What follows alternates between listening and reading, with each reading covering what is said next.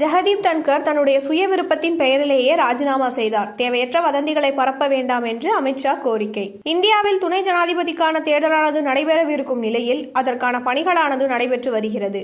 இதில் ஆளும் பாஜக தலைமையிலான கூட்டணி சார்பில் CR ராதாகிருஷ்ணனும், எதிர்க்கட்சிகள் கூட்டணியான இந்தியா கூட்டணி சார்பில் ஓய்வு பெற்ற உச்சநீதிமன்ற தலைமை நீதிபதியான சுதர்சன ரெட்டியும் அறிவிக்கப்பட்டுள்ளனர். இந்நிலையில் முன்னாள் துணை ஜனாதிபதியான ஜெகதீப் தன்கர் கட்டாயத்தின் பெயரில்தான் பதவி விலகினார் என்றும், இப்போது அவர் வீட்டுக்காவலில் துணை கண்காணிப்பில் உள்ளதாகவும் இந்தியா கூட்டணி கட்சியின் தலைவர்கள் பேசி வருகின்றனர். இதற்கிடையே நேற்று ஊடகம் ஒன்றிற்கு பேட்டி அளித்த அமித்ஷா, ஜெகதீப் தன்கர் உடல்நிலை சரியில்லாத காரணத்தினால் மட்டுமே தனது சொந்த விருப்பத்தின் பெயரில்தான் ராஜினாமா செய்தார் என்றும், தன்கர் எங்கே என்று கேட்டு யாரும் தேவையற்ற குழப்பத்தை ஏற்படுத்த வேண்டாம் என்றும் கூறினார். தொடர்ந்து பேசிய அமித்ஷா, சுதர்சன ரெட்டி பதவியில் இருந்தபோது நக்சலைட்டுகளுக்கு ஆதரவான தீர்ப்பை வழங்கினார். அதனால்தான் நக்சல்களை அழிக்க முடியாமல் இந்தியா திணறி வந்தது என்று கூறியது சர்ச்சைக்குள்ளானது. இந்த கருத்துக்கு ஓய்வு பெற்ற 18 உச்சநீதிமன்ற மற்றும் உயர் நீதிமன்றங்களின் நீதிபதிகள் அமித்ஷாவுக்கு கடும் கண்டனம் தெரிவித்துள்ளனர். அமித்ஷாவின் இந்த கருத்தானது நீதித்துறையில் சுதந்திரத்திற்கு எதிரானது என்று அறிக்கை வெளியிட்டுள்ளார்.